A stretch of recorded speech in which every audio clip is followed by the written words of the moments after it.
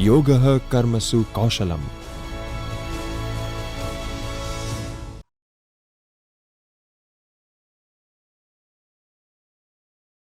मैं जयश्री नायक, अध्यक्ष समाजशास्त्र भवन सौराष्ट्र यूनिवर्सिटी से हूँ।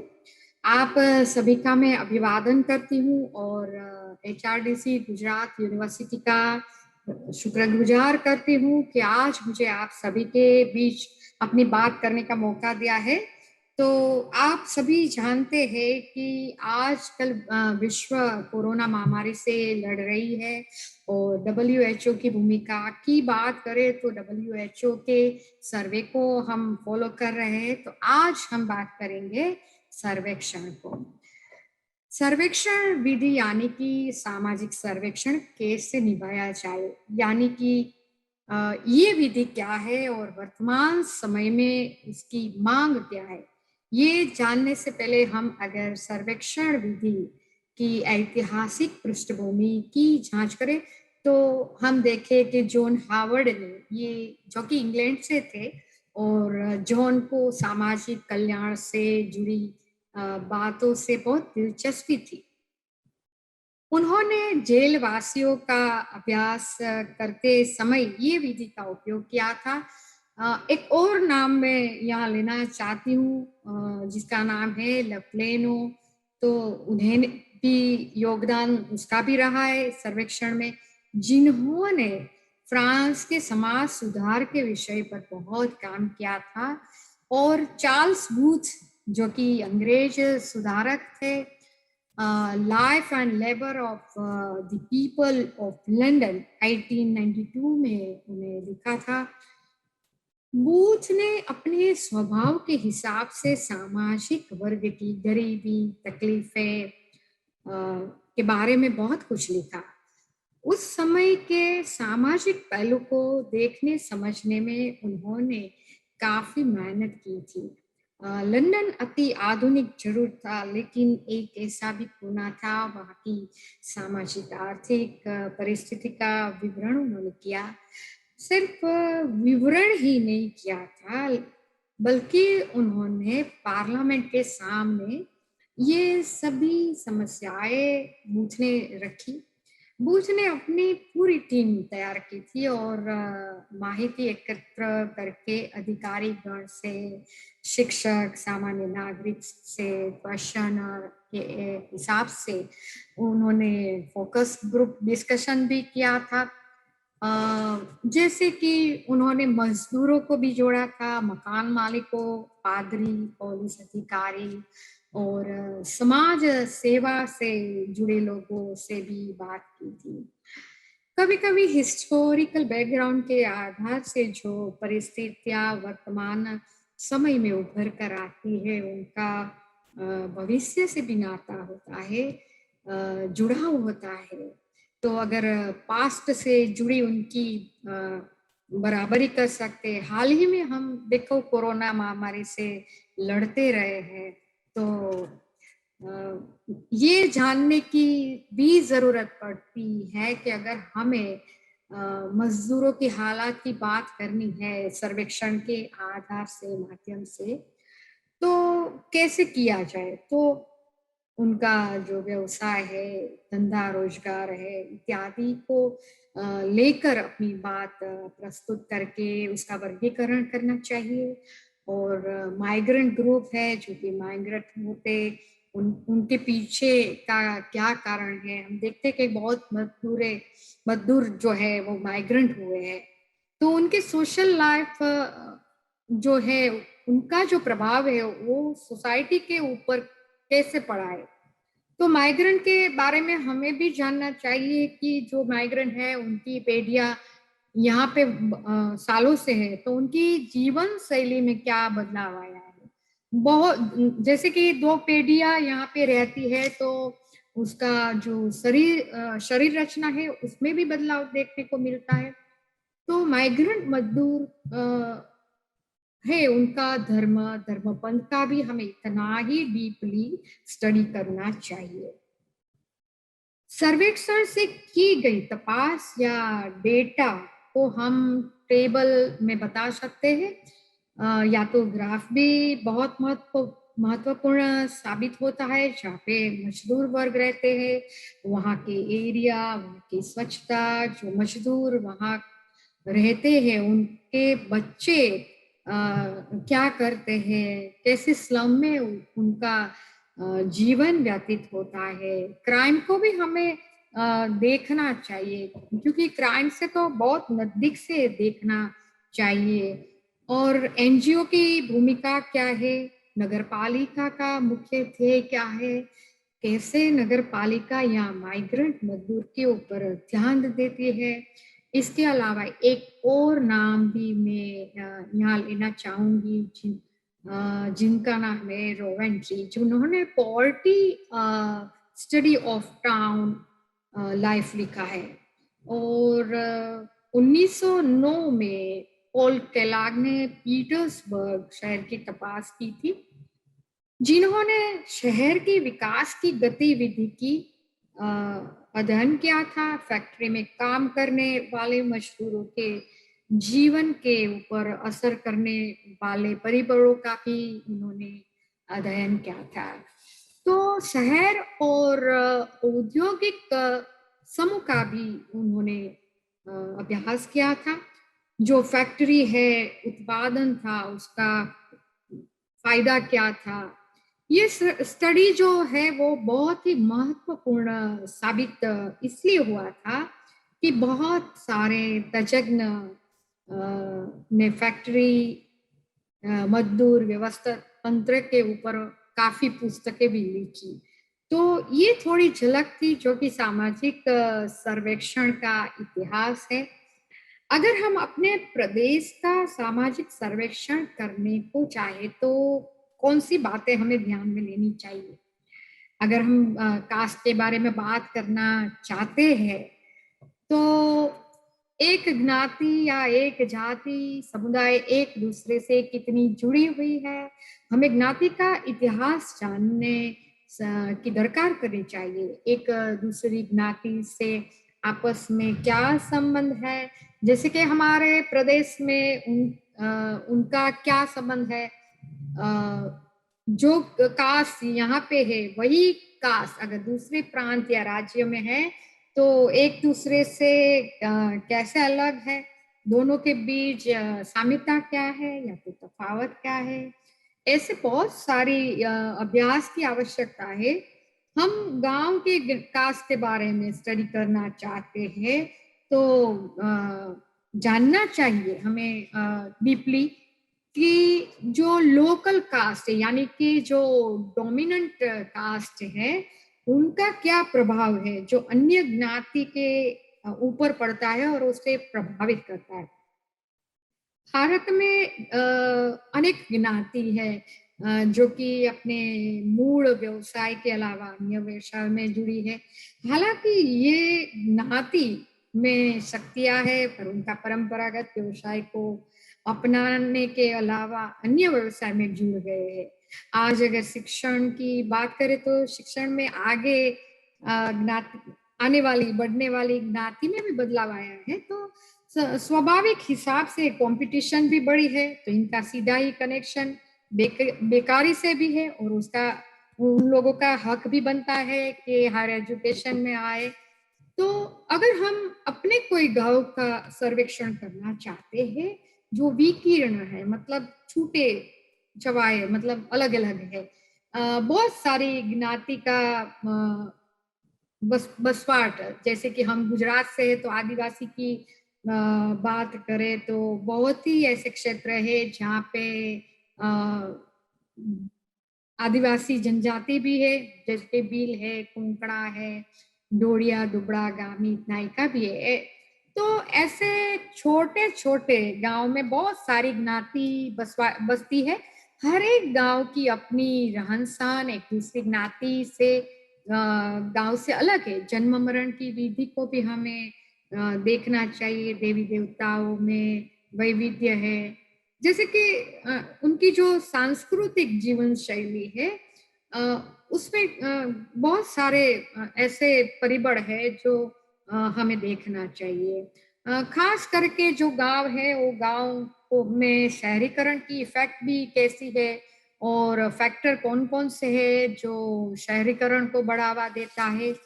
हम गुजरात से है, सौराष्ट्र से है, तो हमें देखना ये चाहिए कि हमारे यहाँ सबसे लंबा जो समुद्र किनारा है 1600 किलोमीटर का है।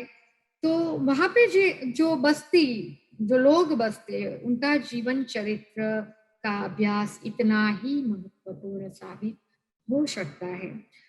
तो हम देखते हैं कि जमीन का जो विकास है वो पूर्णतया हो चुका है। हमारी सभी की नजर अब समुद्र के विकास पर टिकी है। ऐसे अभ्यास बहुत ही उपयोगी साबित हो सकता है और उसका व्यवहारू उपयोग भी है। हमें ऐसे स्टडी को प्राधान्य देना चाहिए जो कि पिछड़े हुए हैं। जो प्रदेश है जहाँ पे बसने वाली जो कास्ट है, जातियां है, उन्हें तक प्राप्त हो और रोजगारी मिल सके। अगर हम समाज कल्याण से अगर हम समाज कल्याण से जुड़े हैं तो देखो ये सामाजिक विज्ञान का भी दायित्व बनता है कि जो हुनर जिस कास्ट या जाति के गांव के पास है उनकी कला को परखना बहुत ही आवश्यक है। अगर उनकी लोक कला पे हम फोकस करें तो ये लोक कला उनकी आजीविका साबित हो सकती है। अ, उनकी आजीविका के आधार पर उनका जीवन भी बसर हो सकता है। हुनर को अगर हुनर से अगर इन्हें काम में जोड़ा जाए तो बहुत ही फायदा मिल सकता है। तो ये एक मनोस्थिति की बात है कि हमें सामाजिक सर्वेक्षण में उनकी सभी स्थिति जानने की कोशिश करनी चाहिए। तो एक सामाजिक विज्ञान का भी ये दायित्व होता है। अगर हम अपने प्रांत के हुनर को जान ले तो हर एक प्रांत के अभ्यास से हमें कोई ना कोई बात से प्रोत्साहन दिला सकते हैं। ये रीजनल स्टडी का भी एक भाग है और हमारी लोक संस्कृति का भी भाग है। इनके लिए हमें हमारा जो रीजन है उनकी डेटा है, माहिती है, उसे एकत्रित करना चाहिए। बाजार का अभ्यास करना चाहिए, मांग का अभ्यास करना चाहिए। आर्थिक स्वावलंबन के हिसाब से देखा जाए तो लोगों की आर्थिक स्थिति का भी चयन करना चाहिए। संशोधक अगर संशोधन करना चाहता है तो उन्हें ये सभी बातें याद करनी चाहिए, सभी प्रश्नों का निरूपण करना चाहिए और अगर जरूरत पड़े तो संगठन की मदद से सहकार भी स्थापित करना चाहिए और ग्रुप के आधार पर ये काम भी हो सकता है, आसान हो सकता है। और जो नई हम जानते हैं सभी आप कि नई एजुकेशन पॉलिसी में संशोधन के ऊपर बहुत ही ध्यान दिया गया है। तो आने वाले समय में थियोरी के अलावा सामाजिक विज्ञान के माध्यम से रिसर्च को बढ़ावा देना बहुत ही मजबूत परिबड़ माना गया है। इसे हम सब ज्ञात है। अगर सामाजिक सर्वेक्षण के बहुत ही पहलू को हमने देखा, लेकिन ये बात नकी है कि भारत जैसे विशाल देश में सामाजिक विज्ञान में सर्वेक्षण में इतना प्रयत्न नहीं हुआ है। हाँ, सरकारी दफ्तरों या तो कोई संस्था में इसका महत्व जरूर है, जैसे कि हम जनसंख्या या बर्थ रेशियो, लैंग्वेज, रिलीजन का सर्वे करते आए हैं। भारत में नेशनल सैंपल सर्वे की स्थापना को बहुत ही महत्वपूर्ण माना गया है। मैंने अभी जिक्र किया जो कि 1941 में ये पहला सर्वेक्षण माना जाता है। NCAER यानी कि दिल्ली की जो national council of applied economics research ने भी सर्वेक्षण किया था अनेक विश्वविद्यालय तथा रिसर्च संस्थाओं ने भी इस दिशा में काम किया। योजना कमीशन ने भी विविध नगरों शहरों का अभ्यास किया, जिनमें दिल्ली और मुंबई का जैसे महानगरों का सर्वेक्षण माना जाता है। जब हम सर्वेक्षण की बात करते हैं तो बहुत सारे माइनस पॉइंट यानी कि लिमिटेशंस भी नजर आते हैं। उसे दूर करना भी बहुत जरूरी है। आज के दौर में सर्वेक्षण सीमित बिल्कुल ना होना चाहिए। सर्वेक्षण एक तरफी भी ना होना चाहिए और पूरी तरह से वैज्ञानिक होना चाहिए। कभी कभार ऐसा भी होता है कि सर्वेक्षण हो जाता है, लेकिन प्रकाशित होने से के होने में बहुत ही देर लगती है, या तो कभी कभी प्रकाशित होता ही नहीं है। सामाजिक विज्ञानों में बहुत सारी टेक्निक है, पद्धति है, लेकिन सर्वेक्षण अलग इसलिए है कि इसके इनके गुण अन्य पद्धति से अलग है। जबकि कभी भी सर्वेक्षण होता है तो संशोधनकर्ता जो है वो सीधा ही विषय के करीब हो जाता है, उसका संबंध जुड़ जाता है जो फिनोमिना है उनके साथ। जैसे कि हम सौराष्ट्र रीजियन से है तो जरूर सौराष्ट्र की बात करेंगे। तो यहाँ के व्यवसाय कलात्मकता अगर और समुद्र किनारा है तो समुद्र किनारे से जुड़ी हुई बातों को भी हम इस सर्वे कर सकते हैं कि जैसे कि नाव को कैसे तराशा जाता है। तो जामनगर राजकोट का मुख्य व्यवसाय जैसे कि बंदेज है या तो हस्तकला है, जैतपुर में चलने वाले रंग के उद्योग है। तो संशोधक सीधा ही ये सभी बातों से जुड़ जाता है। पर एक बात का ध्यान भी रखना बहुत आवश्यक है कि सर्वेक्षण को हम पूरी तरह से विश्वसनीय भी न माने, क्योंकि हर बात बिखरी हुई होती है, उसे जोड़ने की जरूरत होती है। जैसे कि हम माला एक कड़ी में पिरोकर पहन सकते हैं। दूसरी बात, वो सिद्धांत निर्माण तक तब तक नहीं पहुंच सकता जबकि एक निश्चित ढांचा में ढाल दिया जाना चाहिए। सर्वेक्षण के आधार पर हम वर्तमान समय की समस्या तो जरूर हल कर सकते हैं। तो आज अगर हम सर्वेक्षण की बात करते हैं तो हमें ऐतिहासिक दृष्टिकोण यानी कि हिस्टोरिकल पॉइंट ऑफ व्यू से भी देखना चाहिए और वर्तमान और आधुनिक सर्वेक्षण की बात भी करनी चाहिए। हम सभी जानते हैं कि 20वीं सदी में सर्वेक्षण की पकड़ बहुत ही मजबूत थी। हम तो समाजशास्त्र पढ़ाते हैं, लेकिन सर्वेक्षण मात्र समाजशास्त्र में ही नहीं बल्कि मनोविज्ञान, अर्थशास्त्र और नुवन शास्त्र में भी बहुत ही महत्वपूर्ण माना गया है। इनका बहुत ही महत्व है। आज के दौर में मैक्रो स्टडी के अलावा माइक्रो स्टडी में भी विश्वास करते हैं, जो सूक्ष्म अभ्यास की ओर हमारा ध्यान प्रेरित करती है। लेकिन हमें ये दिशा में भी ध्यान देना है कि वर्तमान समय में समस्या का प्रकार आकार कैसा है। तो समय के अनुसार ही सामाजिक संशोधन का मूल्य रहता है, ये खास हमें जानना चाहिए। सामाजिक सर्वेक्षण से निकली बात से मुझे ये भी कहना है कि सर्वेक्षण की गंभीरता हमें समझना चाहिए।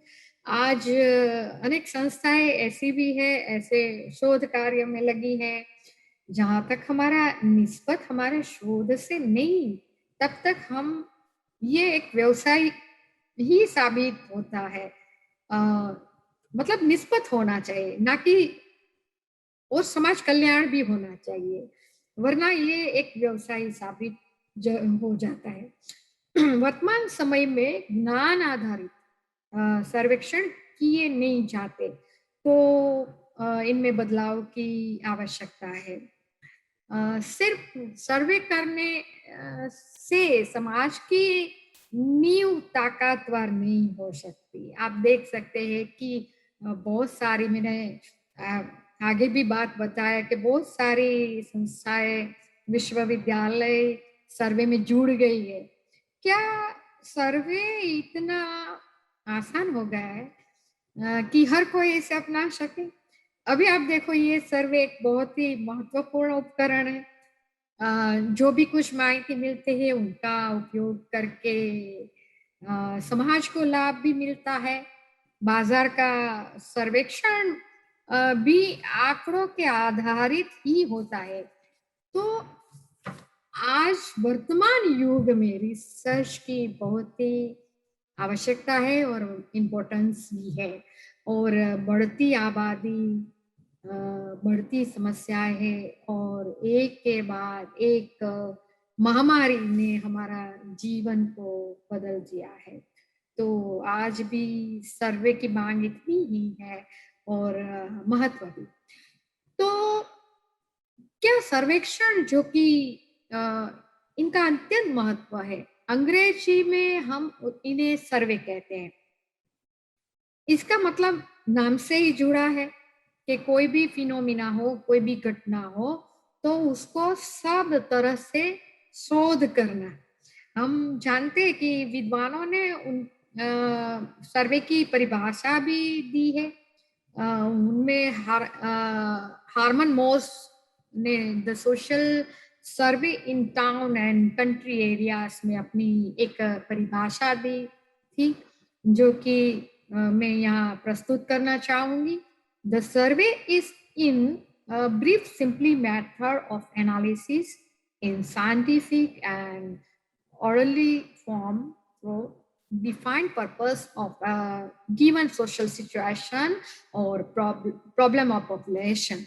तो मुझे ये परिभाषा अच्छी लगी, तो मैंने आपके समक्ष रखी कि हम जानते हैं कि सर्वे सरकारी दफ्तरों में क्या जरूर है, किया जाता है, परंतु सर्वे में खास करके वर्तमान समय आधारित सामाजिक समस्या परिस्थिति का विवरण अध्ययन होना चाहिए, जिनमें हर बात को सम्मिलित किया जाता है, जैसे कि भौगोलिक बातें को भी जुड़नी चाहिए। हम देखते हैं कि सर्वे करते समय जो सामाजिक घटनाएं पे हम जोर डालते हैं वह कितनी वैविध्यतापूर्ण होती है, जो कि विद्वानों में सर्वे को लेकर बहुत ही चर्चा होती रहती है। उनमें जैसे कि मैंने बताया कि हेरीमैन मोर्स के विचार में काफी तफावत दिखने को मिला है। तो जहां तक हम सर्वे का महत्व नहीं समझेंगे, तब तक ये यथार्थ साबित नहीं होगा, क्योंकि आखिरकार कोई भी विधि समाज कल्याण के हेतु से ही होती है।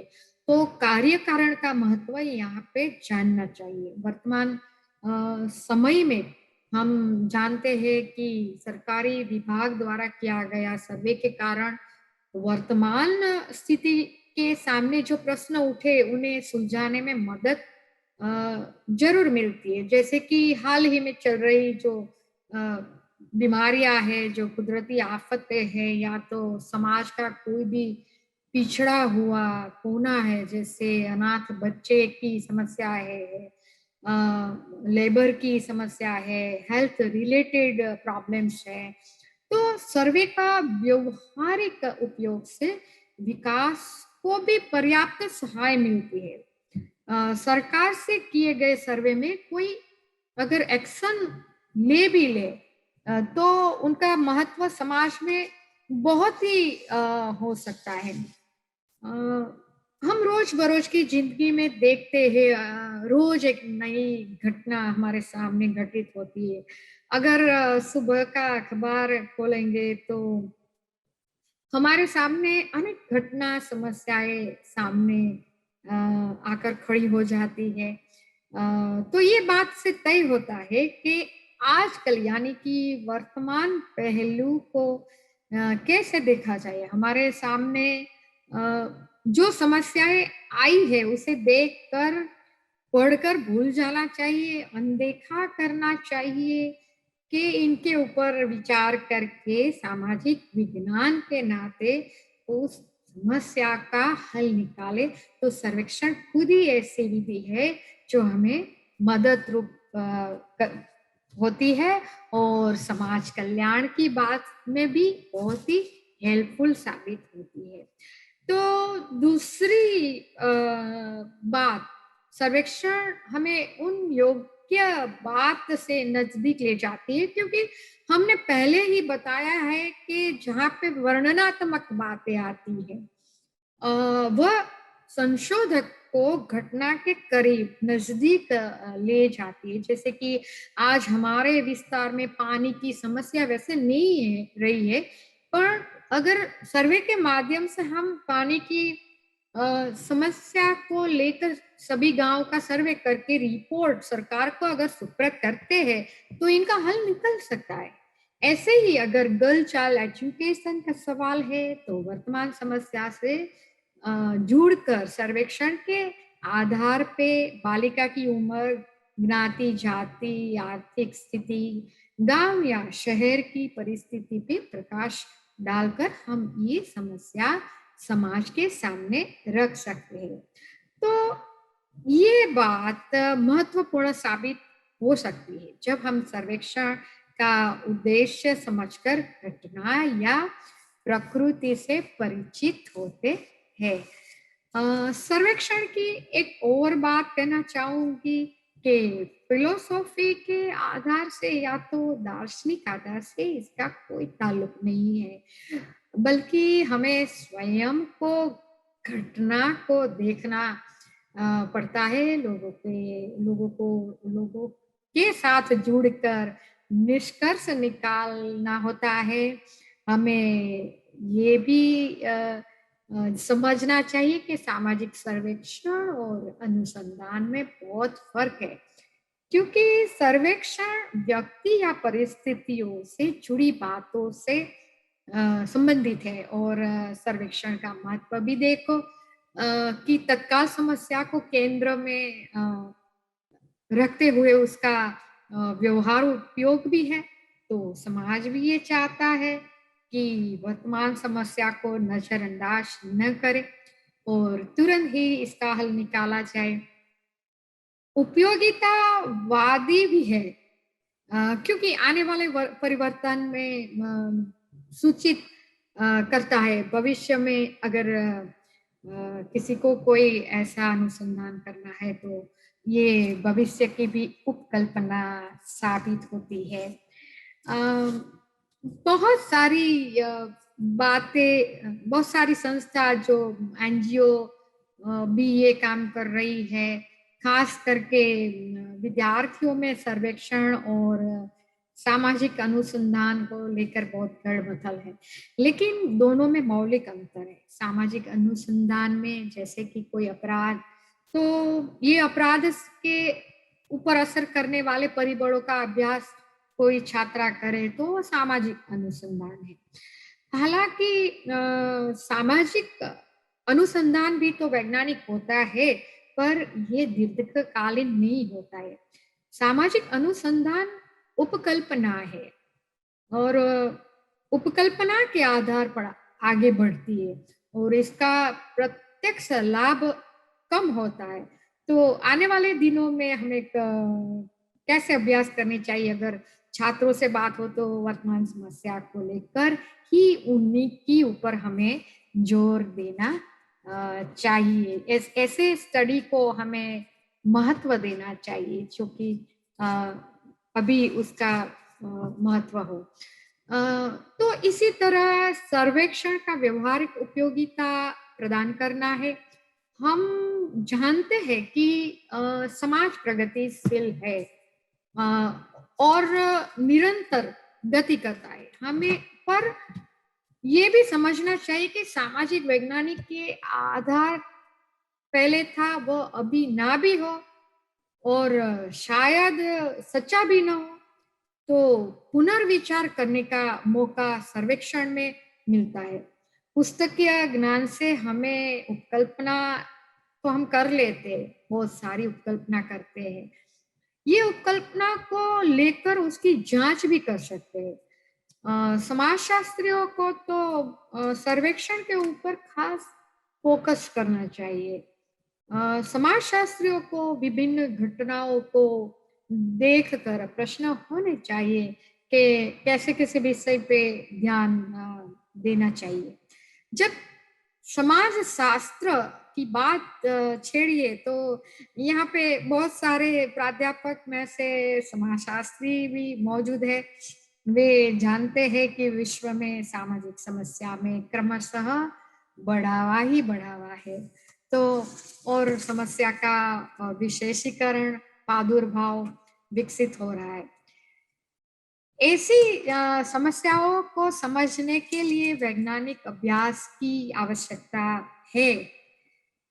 सामाजिक विज्ञान के साथ अभी नई एजुकेशन पॉलिसी में भी ये बात बताई गई है कि आंतर विद्याकीय, इंटरडिसिप्लिनरी की मैं बात कर रही हूँ, आंतर विद्याकीय विषयों का भी बहुत महत्व बढ़ा है, जिनमें ऐतिहासिक, सामाजिक, आर्थिक, मनोवैज्ञानिक बाबतों का क्रमशः पारस्परिक निस्बत है। तो ऐसे अभ्यास या सर्वे के ऊपर प्रकाश डालना चाहिए, डालना होगा। हम जानते हैं कि सामाजिक विज्ञान का उद्भव नया है, परंतु वर्तमान समाज की आवश्यकता को देखकर बहुत ही झड़पी प्रसारण भी हुआ है, जिसके साथ वैश्विक आयाम भी जुड़ा है। तो इसी तरह सामाजिक विज्ञान विविध क्षेत्रों को समझने लगा है। तो हमें कैसे कैसे अभ्यास करने चाहिए। मैं बार बार रीजनल स्टडी के ऊपर ध्यान देती हूँ। महामारी के अलावा भी देखे तो जिस तरह महामारी के अलावा भी अनेक सब्जेक्ट है, जैसे कि विकास बढ़ा है, तो दूसरी ओर बेसिक नीड्स जो हमारी है, हमारी जरूरियातें हैं, उसके ऊपर भी ध्यान केंद्रित करना चाहिए और अनुसंधान को भी ध्यान में लेना चाहिए। अगर गांव की बात करें तो ग्रास रूट लेवल से जो शोध संशोधन पहले होते थे, इनके ऊपर भी अध्ययन होना चाहिए। सर्वेक्षण के आधार से हमें टिकाऊ विकास को भी देखना चाहिए। सर्वेक्षण की ही बात चल रही है तो सामाजिक विज्ञान में पारंपरिक विषयों तरफ उपेक्षा रखी गई है, जिनमें खास करके रूरल स्टडी, कास्टिज्म और अर्बन स्टडी और चैलेंजेस, खास करके भारतीय समाज में धर्म का प्रभाव बहुत है, तो धर्म का अभ्यास भी आवश्यक है। यूथ अनरेस्ट, महिला विषय का अभ्यास यानी कि जेंडर स्टडीज, बेरोजगारी, शहरी समस्या, हेल्थ रिलेटेड आरोग्य से जुड़ी हुई प्राथमिक सुविधा के ऊपर भी हमें अपना ध्यान देना चाहिए। उच्च शिक्षण के ऊपर भी ध्यान हमें देना चाहिए और खास करके एनवायरमेंटल जो स्टडी है, पर्यावरण से जुड़ी हुई बातों का भी हमें बहुत ही ध्यान देना चाहिए। लास्ट में भारतीय समाज की बात करें तो महत्व की बात ये है कि हमें प्रादेशिकता से जुड़ी बातों पर सर्वे करना चाहिए, प्रादेशिकता से जुड़ी बातों पर ध्यान देना चाहिए। वरना क्या होगा कि धीरे धीरे ये सभी प्रश्न हमारे सामने आएंगे और इनका हल भी हम ढूंढ नहीं पाएंगे। आने वाले समय में समाज संख्यात्मक और भावात्मक दृष्टि से अलग ही परिवेश में देखने को मिलेगा। अगर ज्ञान सभर समाज व्यवस्था में जो सोशल स्ट्रक्चर में परिवर्तन आएगा, तो शायद ये सोशल स्ट्रक्चर मानव जात को एक नवी सुविधापूर्ण व्यवस्था दे सके। तो सामाजिक विज्ञान को अपना अभिगम बदलना चाहिए, और ये यही समय है कि सोशल साइंस को अपना जो अप्रोचेस से अभिगम है उससे बदलना चाहिए, और नए आयामों के ऊपर भी ध्यान देना चाहिए। हमने आगे सर्वेक्षण की बात दोहराई, जो अत्यंत महत्व प्रदान करती है। सर्वेक्षण की बात को लेके हमें फील्ड व्यू की बात दोहरानी चाहिए।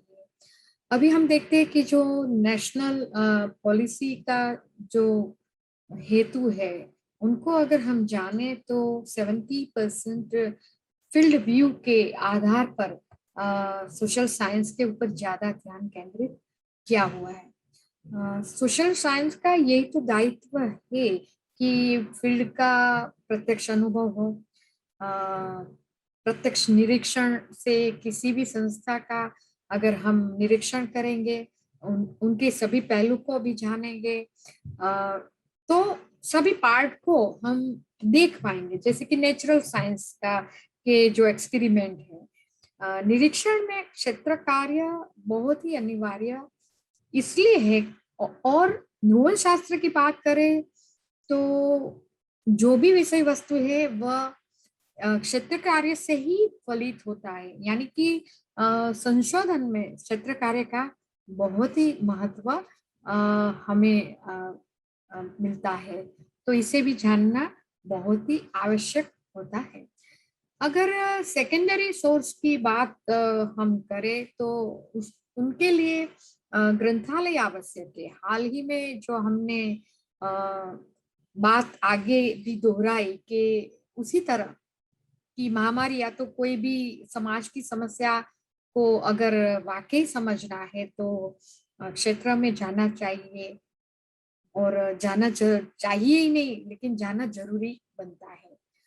तो अगर ट्राइबल पीपल की बात हम लेते हैं, कोई भी समस्या ले लो, जैसे कि ट्राइबल पीपल, तो उसके जीवन या तो ट्राइबल पीपल की इकोनॉमिक कंडीशन की अगर बात करनी है तो स्वयं निरीक्षण करके हमें डेटा लेना चाहिए। हाल ही में हमारे छात्रों ने वैक्सीनेशन को लेकर फील्ड व्यू के आधार पर 68 विलेजेस का सर्वे किया, स्टडी किया कि अवेयरनेस क्या है क्या नहीं है। तो तब जाके पता चला कि वैक्सीन को लेके कितनी अंधश्रद्धाएं फैली हुई है। शहर में भी है, गांव में भी थी। क्योंकि अगर उन लोगों की जो समस्या से घिरे हुए उनके करीब अगर हम नहीं जाएंगे तो हमें समस्या का कोई समाधान नहीं मिलेगा। दूसरी बात कि किसी के करीब जाने से अगर हम क्षोभ रखेंगे तो कभी भी वो उत्तरदाता है हमारे करीब नहीं आएंगे। हर सामाजिक वैज्ञानिक के पास ये कला होनी चाहिए।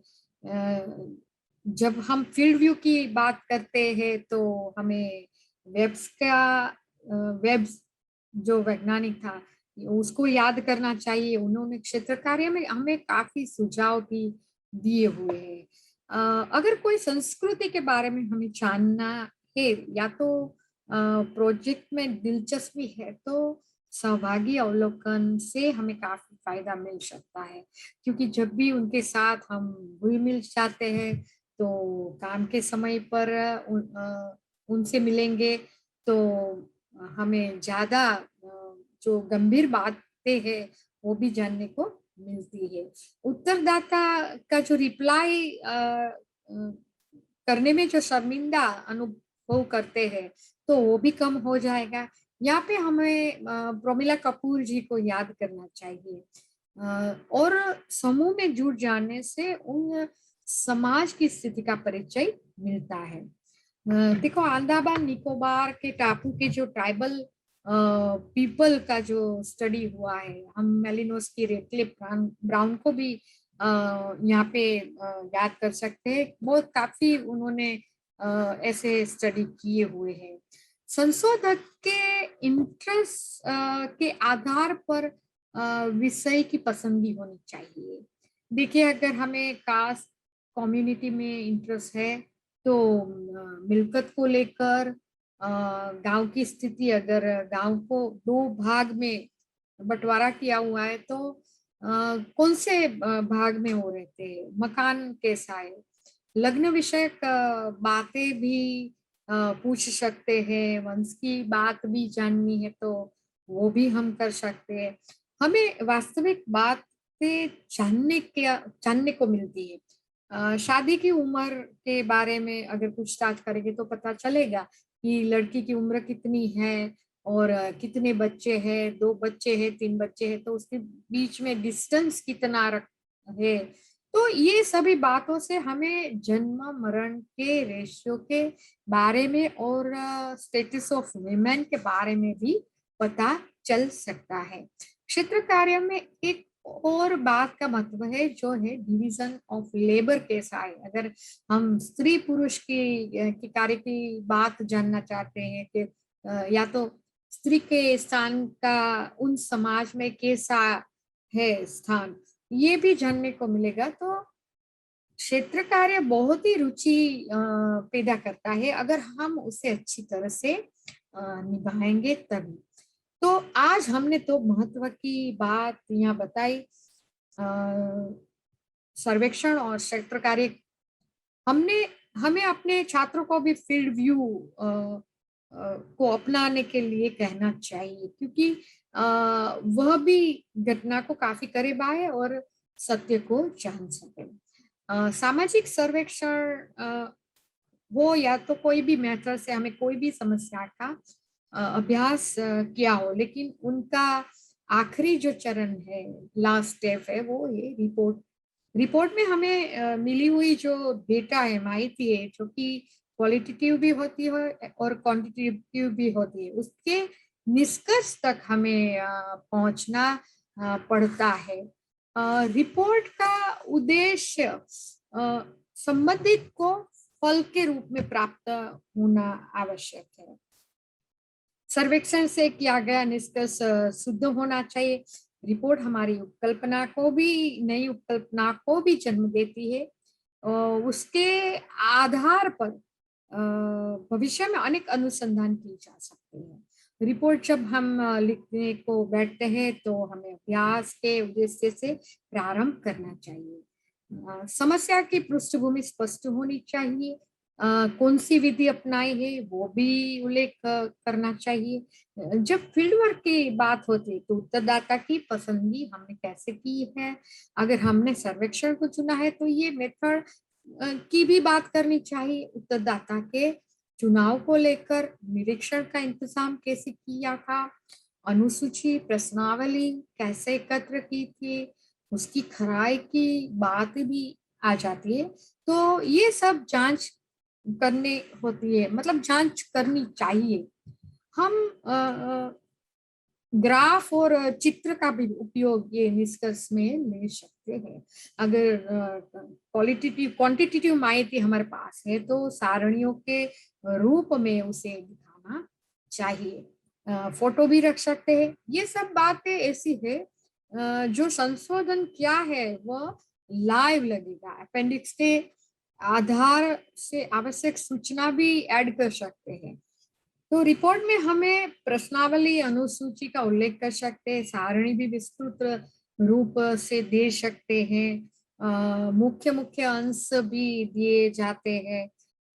यदि किसी विषय के ऊपर ज्यादा सूचना देनी होती है जिसे मुख्य रिपोर्ट में देने से विषयांतर हो जाने का जो हमें डर है वो उसे दूर कर, फुटनोट उसे दूर कर देता है। तो ये सब आवश्यक बातें होती है। अपने अभ्यास में निष्कर्ष में हमसे सुझाव भी मांगे जाते हैं। तो लास्ट में सुझाव अवश्य देना चाहिए। कोई संस्था अगर अनुसंधान करती है और सरकारी दफ्तर के अनुसंधान अनुसार ये सर्वेक्षण किया गया होता है तो सुझाव अवश्य देना चाहिए। कभी ये शोध सामाजिक समस्या को लेकर संबंधित होता है तो भी सूचन सुझाव देना बहुत ही जरूरी होता है। सूचन अंत में दिया जाता है जो कि व्यवहारिक होना चाहिए। सुझाव विस्तृत भी होना जरूरी है क्योंकि मैंने बताया आगे भी कि उससे नई उपकल्पना का जन्म होता है। जब कोई भी सर्वेक्षण और अनुसंधान की बात आती है तो रिपोर्ट के बारे में बहुत सारी दुविधा भी होती है क्योंकि अनुसंधान टेक्निकल बाबत है। उसे समझने के लिए भाषा का बहुत ही महत्व है। अगर भाषा सरल न हो तो और पारिभाषिक शब्द ठीक न हो तो समझना बहुत ही कठिन होता है।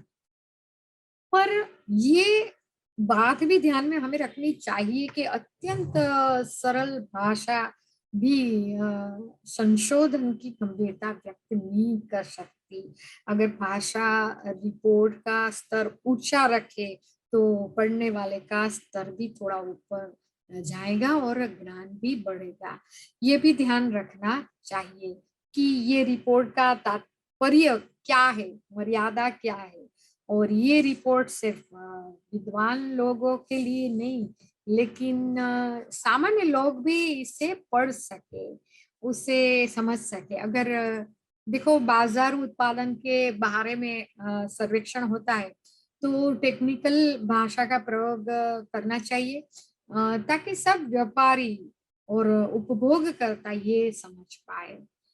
तो ये बात महत्व की है कि क्योंकि लेखक को पाठक के लेवल का जो मर्यादा का ध्यान है वो ध्यान रखना चाहिए। जो शब्द का प्रयोग होता है वह स्पष्ट होना चाहिए, अस्पष्ट या अपूर्ण नहीं होना चाहिए।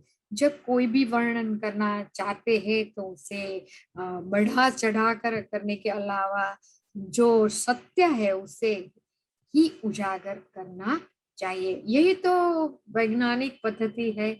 जब हमने छात्रों के पास कोरोना संबंधित और वैक्सीनेशन संबंधित सर्वे करवाया तब जो रीजनल लैंग्वेज थी उसे अपनाया था और जो छात्र जिस गांव से था उससे उसी का ही गांव का सर्वे करने को हमने बोला था ताकि वह अपने गांव के रहन सहन, जीवन शैली और बोली से काफी नजदीक थे। और ऐसे मोर देन 60 गांव का सर्वे हमने किया था। उसका जो परिणाम आया उनके रिपोर्ट राइटिंग में काफी बात जानने को हमें मिली। तो ये रिपोर्ट की भाषा इतनी भी अस्पष्ट नहीं रखेंगे ताकि भविष्य में कोई इसे पढ़ ना सके। वर्णन या रिपोर्ट लिखने में ये भी ध्यान रखना चाहिए कि साहित्य की भाषा का उपयोग कम करे। अलंकार युक्त जो भाषा है उसका भी उपयोग नहीं करना चाहिए। तथ्यों को भी इतना ऊपर ले जाना नहीं चाहिए और आत्म श्लाघा तो बिल्कुल ही नहीं रखनी चाहिए। अगर हमने किया हुआ संशोधन पहले नहीं हुआ है, अगर भिन्न है, दूसरों से अलग है तो ऐसे कोई गर्व करने की आवश्यकता नहीं है क्योंकि कोई भी सर्वेक्षण का महत्व काम से नहीं होता है लेकिन उसके फल के आधार पर ही उसका महत्व है। ये बात हमें बहुत ही ध्यान में रखनी चाहिए। रिपोर्ट लिखना भी एक आर्ट है। भाषा के साथ ज्ञान की भी आवश्यकता रहती है। लेखक में नियंत्रण भी होना चाहिए कि वह तथ्य को सत्य दर्शा सके। रिपोर्ट में क्रमबद्धता भी होनी चाहिए। तो आज हमने आपके सामने सर्वेक्षण, अनुसंधान और how to write report writing की बात भी की। तो हमें कार्ल पियर्सन की बात ठीक से समझनी चाहिए यहाँ पे कि सत्य के लिए कोई संक्षिप्त मार्ग नहीं है, शॉर्टकट नहीं है। विश्व का जो ज्ञान प्राप्त करने के लिए हमें अनेक मेथड से गुजरना पड़ता है, पसार होना पड़ता है वैज्ञानिक विधि से। तो ये कार्ल पियर्सन ने पहले ही बहुत बरसों के पहले ही बताया था हमें। तो हमें जब ये वैज्ञानिक विधि को समझना है तो उसके साथ विज्ञान को भी समझना चाहिए, तभी क्रमबद्ध ज्ञान के रूप में हम कुछ नए आयाम ढूंढ सकेंगे। क्योंकि हर विज्ञान का उद्देश्य ज्ञान को प्राप्त करना ही होता है। लेकिन कभी आकस्मिक घटना भी घटित होती है, या तो नेचुरल डिजास्टर भी होते हैं और सत्य सामने आ जाता है, और तभी सामाजिक विज्ञान की कसौटी हो जाती है, और सामाजिक विज्ञान की भूमिका भी तभी सामने आती है। तो कार्यकारण का भी इसी तरह नियमित शोध यानी कि योजनाबद्ध रीत से भी अनुसंधान करता आगे बढ़ता है। कार्यकारण का भी यहाँ बहुत ही महत्व है। खोज में उपकल्पना का भी इतना ही महत्व हमारे अनुसंधान उपकल्पना से ही शुरू होता है और अंत तक रहता है। वर्किंग हाइपोथेसिस हम बोलते हैं, वहीं से शुरू होकर हमारा शोध संशोधन तक ये पहुंचती है। तो जो हमें दिशा निर्देश करती है, जो हाइपोथेसिस है, और तभी जाके हम निष्कर्ष से नजदीक पहुंचते। परंतु जब हम ये यात्रा शुरू करते हैं तो लैक ऑफ होमोजेनिटी का भी ख्याल रखना चाहिए, क्योंकि इकाइयां समान नहीं होती है। सामाजिक घटना में कार्य कारण का भी महत्व समझना चाहिए और ध्यान भी रखना चाहिए। कार्य और कारण का ध्यान नहीं रखेंगे तो गलत उत्तर पाते रहेंगे, और तथ्यों का भी हमें ख्याल रखना होता है, क्योंकि समाज एकदम ही परिवर्तनशील है और समाज हमेशा हम देखते हैं कि प्रगति ही करता है। तो हमारे पास जो ज्ञान है वह शायद व्यवहार में ना हो। तो सामाजिक वैज्ञानिकों को हर वक्त ज्ञान के हिसाब से अपडेट तो रहना ही पड़ता है, और उसका ये फर्ज भी है। तो अनुसंधान में जो दोष को भी जानना चाहिए। जो अनुसंधान होता है उसका दोष मतलब है ना, उसका लिमिटेशंस, झूठा आत्मविश्वास न हो, ये भी ख्याल रखना चाहिए।